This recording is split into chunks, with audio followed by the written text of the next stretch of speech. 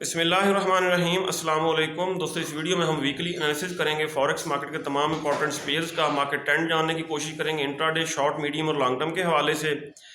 इसके अलावा best entry और एग्जिट प्राइस लेवल्स कौन से हो सकते हैं वो भी हम डिस्कस करेंगे। ये वीडियो हम एजुकेशनल पर्पज़ के लिए बना रहे हैं, आपने इसको फाइनेंशियल एडवाइस के तौर पे नहीं लेना। और हमारा व्हाट्सएप ग्रुप भी है जिसका लिंक डिस्क्रिप्शन में मौजूद है, आप हमारा व्हाट्सएप ग्रुप ज्वाइन कर सकते हैं। सबसे पहले अगर गोल्ड की कल की सूरत हाल देखें दोस्तों, पहले तो गोल्ड मार्केट डाउन आई 1892 यहाँ तक डाउन आई, उसके बाद उसी दिन अप हुई, रिकवरी करने के बाद कल हमने सेलिंग की और मार्केट यहाँ तक डाउन आई। ये देखें, कर्सर की मदद से पता चलेगा 1900 तक डाउन आई। प्रॉफिट बुक किया, प्रॉफिट बुक करने के बाद दोबारा इसको सेल किया, फिर प्रॉफिट बुक कराया, लेकिन कुछ दोस्त अपनी ट्रेड्स क्लोज नहीं कर सके। ठीक है, ट्रेड क्लोज करनी चाहिए, वीआईपी ग्रुप में मैंने बता दिया था, प्रॉफिट बुक कर लें। मार्केट ऊपर निकल गई। अब इसकी रेजिस्टेंस जो है 1922 मैंने आपको बताया था, और टॉप पे इसने शूटिंग स्टार बनाया है मार्केट ने, और 1920 के आसपास मार्केट हुई है क्लोज। दोस्तों, जब से गोल्ड मार्केट ने अपना ये देखें ऑल टाइम हाई बनाया था, ये कंसेक्टिव डाउन ही आ रही थी और इसकी 50% करेक्शन पेंडिंग थी। अब अगर हम डेली टाइम फ्रेम में देखें तो ये मॉर्निंग स्टार बनाया है इसने सपोर्ट के ऊपर। इट मीन पहले थोड़ा बहुत डाउन आएगी, लेकिन अब इसने करेक्शन करने अप जाना है। और किस तरफ जा सकती है ये दोस्तों? जा सकती है तकरीबन 1965 और 1970 तक भी अप जाने के चांसेस हैं, लेकिन पहले थोड़ा बहुत डाउन ज़रूर आएगी। कमिंग वीक हमारी ट्रेडिंग स्ट्रेटेजी क्या होनी चाहिए ये हम बाद में डिस्कस करेंगे। पहले हम फंडामेंटल न्यूज़ देख लेते हैं। जी दोस्तों, फॉरेक्स फैक्ट्री पे कमिंग वीक का डाटा देखते हैं। मंडे 3 जुलाई को अगर हम देखें, यूएसडी से रिलेटेड आईएसएम मैन्युफैक्चरिंग का डाटा आएगा। हाई इम्पैक्ट डाटा है, पाकिस्तानी वक्त के मुताबिक 7 बजे। और ट्यूसडे को देखें, सिर्फ ऑस्ट्रेलियन डॉलर से रिलेटेड हाई इम्पैक्ट न्यूज़ हैं, फर्दर न्यूज़ नहीं है। वेंसडे को ओपेक मीटिंग है। ओपेक मीटिंग में क्या होगा? क्रूड ऑयल अप होगा, वो प्रोडक्शन में कमी करेंगे, ऑयल अप हो सकता है। और 11 बजे एफओएमसी मीटिंग मिनट्स हैं, हाई इम्पैक्ट न्यूज़ है। अब वेंसडे को एफओएमसी मीटिंग मिनट्स, ये मार्केट का ट्रेंड चेंज कर सकते हैं। 6 जुलाई थर्सडे को अगर हम देखें, नॉन फार्म एम्प्लॉयमेंट चेंज का डाटा, अनएम्प्लॉयमेंट क्लेम्स का डाटा, बहुत हाई इम्पैक्ट डाटा है। और आईएसएम सर्विसेज का डाटा आएगा 7 को, फ्राइडे को। दोस्तों, NFP first Friday of the month NFP का डाटा आएगा। It mean coming week fundamental काफ़ी न्यूज़ हैं और हमें काशियस होके ट्रेडिंग करना होगी। अगर हम यूएस 10 ईयर बॉन्ड यील्ड्स को देखें तो इसने ग्रीन कैंडल ही बनाई, डेली में भी और वीकली में भी। सही है, लेकिन गोल्ड फिर भी अप हुआ। उसकी रीज़न ये है कि डाटा आने के बाद DXY बुरी तरह क्रैश हुआ और यहाँ पे हमें बुलिश इनगल्फिंग नज़र आ रही है। US 10 year bond yield further up होंगी, जिसकी वजह से अगर गोल्ड अप होता भी है तो इसने आना डाउन ही है। ये देखें जी, यही खतरा था। कल वाली वीडियो में मैंने आपको बताया था कि लास्ट टाइम भी DXY 200 मूविंग एवरेज से टकरा के बुरी तरह क्रैश हुआ था, और कल भी ये 200 के मूविंग एवरेज से इसको रिजेक्शन मिली और रेड कैंडल बनाई, ये डाउन आया। अब ये कहाँ से अप हो सकता है? अगर डेली टाइम फ्रेम में देखें तो ये फर्दर डाउन आएगा, जिसकी वजह से गोल्ड अप होगा। अब ये बुलिश इनगल्फिंग बन रही है। ठीक हो गया जी। इस जोन से ये दोबारा अप ट्रेंड की तरफ जा सकता है DXY। इट मीन अगर गोल्ड अप होता भी है तो टॉप से हम सेल करेंगे। बिल आखिर गोल्ड ने आना डाउन ही है। अब हम वीकली लेवल्स लगाएंगे। सबसे पहले वीकली टाइम फ्रेम ओपन करेंगे। ये पुराने जोन्स वगैरह, ये लाइनें, ये कर देते हैं हम डेल। सही, फ्रेश लेवल्स लगाते हैं। ये देखें गोल्ड ने डाउन ट्रेंड में ये डॉजी बनाई वीकली टाइम फ्रेम में। सही, इसी कैंडल के ऊपर नीचे सपोर्ट, रेजिस्टेंस, पिवट पॉइंट हम लगाएंगे। ये होगी हमारी वीकली रेजिस्टेंस। एक मिनट, इसको सही लगा, सही है। और इसका कलर हम करेंगे ब्लू। डन कर दिया। 1934, ठीक है, वीकली रेजिस्टेंस। अब वीकली सपोर्ट लगाएंगे। यह है वीकली सपोर्ट 1892, 1892 तक ये डाउन आया था इस वीक। और वीकली पिवट पॉइंट एक सेंटर में लाइन लगाते हैं और इसका कलर भी हम रखेंगे रेड।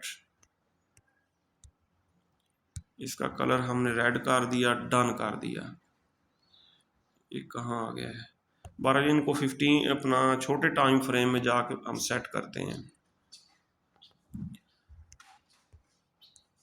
ये ब्लू हो गया, डन। और पीवट का कलर हम रखेंगे रेड। ये रेड कलर, ये आपको सिखाने के लिए ताकि आप खुद भी ये लेवल्स वगैरह लगा सकें और मार्केट को एनालाइज कर सकें। ये दोस्तों हमारे वीकली लेवल्स हैं। और गोल्ड मार्केट वीकली पीवट से इबव क्लोज हुई है।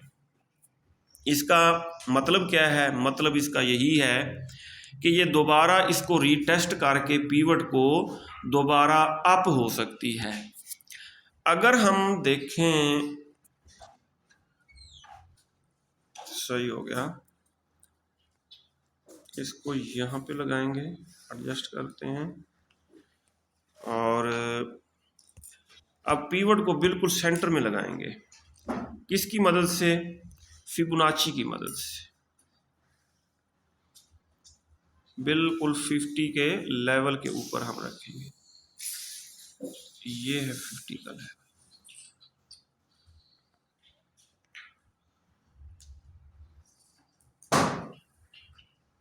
जी दोस्तों, 1913 पहले दोस्तों ये बनी हुई थी स्ट्रांग रेजिस्टेंस। 1913 स्ट्रांग रेजिस्टेंस बनी हुई थी। मार्केट 1913 से टकरा के काफ़ी दफ़ा डाउन भी आ चुकी है।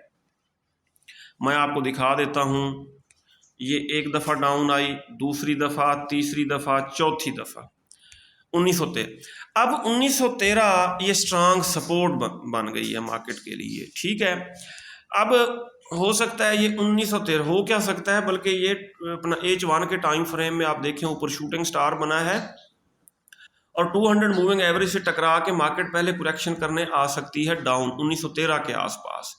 फिर यहाँ से टकरा के ये 1936 और दोबारा जा सकती है 1936 को भी ब्रेक करते हुए 1965 और 70 की तरफ। क्यों जा सकती है? अगर हम डेली टाइम फ्रेम में देखें, ये देखें दोस्तों, मार्केट कंसेक्टिव डाउन ही आ रही है। इसकी 50% करेक्शन बनती है। फिबोनाची हमें बताएगा कि ये कहाँ तक अप हो सकती है। यह फिबोनाची हाई से लेके लो तक हमने इसको ड्रैग कर दिया। ये जी, अब थोड़ा इसको करते हैं जूम और कर्सर की मदद से मालूम करते हैं। ये तो 1980-85 बता रहा है 50 का लेवल, ठीक है। और 2000 तक भी जाने के चांसेस रहेंगे। डेली टाइम फ्रेम में मॉर्निंग स्टार बनाने का मतलब ये है कि अब मार्केट का रिवर्सल हो चुका है, सही है। और अक्सर ये देखा गया है कि पहले ना ये इस कैंडल के 50% तक मार्केट आती है डाउन। ये 1913, 1900, ठीक है, यहाँ तक आएगी डाउन, फिर यहाँ से अप ट्रेंड की तरफ जा सकती है। और अप ट्रेंड की तरफ मैंने आपको बताया ही है कहाँ तक जा सकती है। ये जनाब मन फिबोनाची तो हमें बता रहा है कि ये 1980 तक अप हो सकती है, सही। लेकिन वैसे देखा जाए 1970 ये है स्ट्रांग रेजिस्टेंस, ये लगाते हैं। हाँ जी, 1975, 1970 नहीं, और ये है स्ट्रांग रेजिस्टेंस, बल्कि वही लेवल बन रहा है, फिबोनाची का भी वही बन रहा है, वैसे भी वही रेजिस्टेंस 1984 85 बन रहा है। यहाँ से मार्केट एक दफ़ा डाउन आई, दो दफ़ा डाउन आई, फिर दो दफ़ा ये डाउन आई 1975 से। तो ये एरिया जो है 1975 से लेके 1985 तक ये स्ट्रांग रेजिस्टेंस है। बहरहाल इस तरफ जा सकती है मार्केट, लेकिन पहले 1913 के आसपास डाउन भी आ सकती है। अब फिबोनाची की मदद से H4 के टाइम फ्रेम में हम देखते हैं, ये है दोस्तों इसका लो मार्केट का, एक मिनट, ये लो से लेके हाई तक हमने इसको ड्रैग कर दिया फिबोनाची को। अब 50 का लेवल तो ये काफ़ी नीचे बन रहा है, सही है। 1913 अगर ब्रेक किया तो फिर ये 1907 तक भी डाउन आ सकती है, ठीक है ना मार्केट, लेकिन इतने चांसेस वैसे नज़र नहीं आ रहे हैं। अब इनगल्फिंग थ्योरी की मदद से देखते हैं H4 के टाइम फ्रेम में कि मार्केट कहाँ से दोबारा बुलिश ट्रेंड की तरफ जा सकती है। ये देखें जी, ये दोस्तों बनी है बुलिश इनगल्फिंग, सही हो गया, और टॉप पे बनी है बेरिश इनगल्फिंग फेल्ड।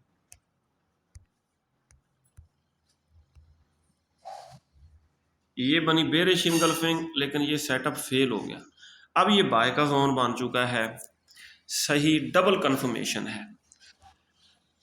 मार्केट अपने इंडिकेटर सेट करने के लिए यहाँ से भी दोबारा रिवर्स हो सकती है, 1913 से भी बाय करेंगे, फर्दर इस जोन में अगर आती है, वैसे चांसेस नहीं है, ठीक है, 1905-6 के आसपास आती है तब भी हमने इसको बाय करना है कमिंग वीक, और फर्स्ट टारगेट होगा 1936। अगर ये ब्रेक हो गया तो फिर नेक्स्ट टारगेट होगा ये 200 का मूविंग एवरेज 1950, ये टारगेट हो सकते हैं।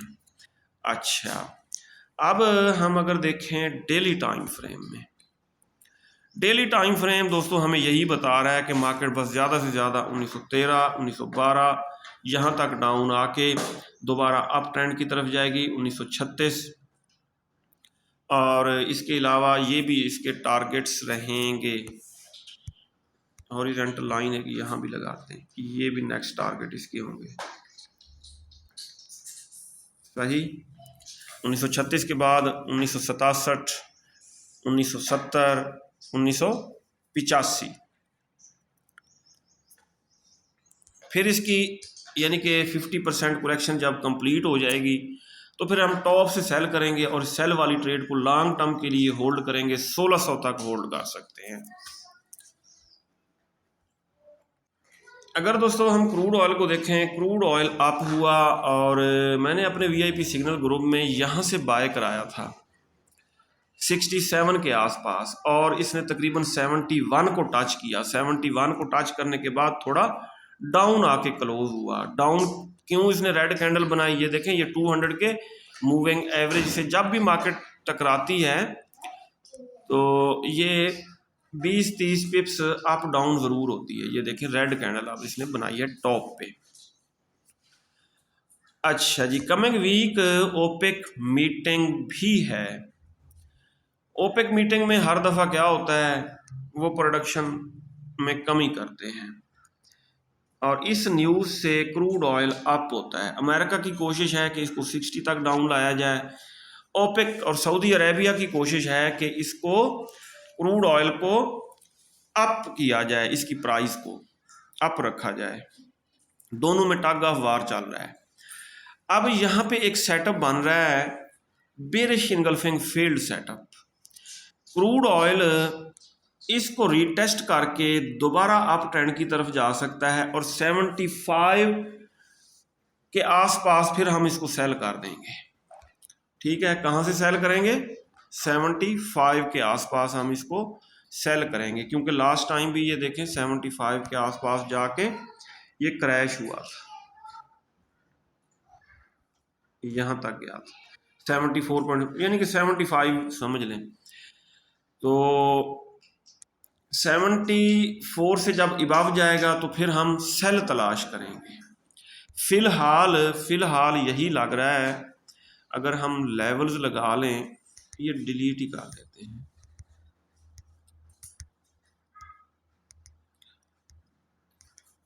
इन लेवल्स को हम कर देते हैं डिलीट। ये देखें जी, ये सेल का एरिया है, एक मिनट, ये है सेल का एरिया। 74 से ऊपर जब जाएगा तो फिर हम सेल की तरफ देखेंगे, सेल तलाश करेंगे और यहाँ से हम बाय कर सकते हैं।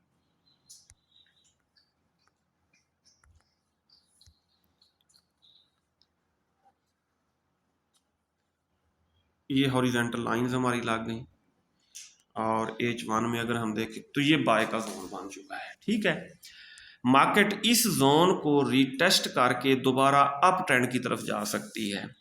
69.9 से लेके 69.6 तक ये बाय का जोन है। क्रूड ऑयल इसको रिटेस्ट करके अप जाएगा, किस तरफ जाएगा? 75 की तरफ जाएगा। 75 के आसपास फिर हम सेल करेंगे इसको। XNG USD नेचुरल गैस को देखें, जैसा कि मैंने आपको बताया था कि ये मार्केट 2.8 से डाउन आएगी, बिल्कुल डाउन आई, 2.7 को टच करके क्लोज हुई है और बाय कहाँ से बनता है? 2.67 से इसको दोबारा अपना छोटे लॉट के साथ बाय किया जा सकता है और अगर इसने इसको ब्रेक कर दिया तो फिर 2.3 के आसपास, ये देखें 2.36 के आसपास, 2.67 यहाँ से भी बाय करेंगे और 2.4 के आसपास भी हम इसको बाय करेंगे। जी दोस्तों, XAG USD सिल्वर को अगर हम डेली टाइम फ्रेम में देखें तो ये मार्केट काफ़ी डाउन आई थी और अब इसने ग्रीन कैंडल बनाई है। 200 के मूविंग एवरेज को इसने बना लिया है सपोर्ट और ये मार्केट अब खातिर खा अप हो सकती है, यहाँ तक जा सकती है। 23.8 से लेके 24.18 ये सेल का एरिया है। ठीक है, यहाँ तक ये अप हो सकती है और यहाँ से फिर हम इसको सेल करेंगे। ठीक हो गया जी।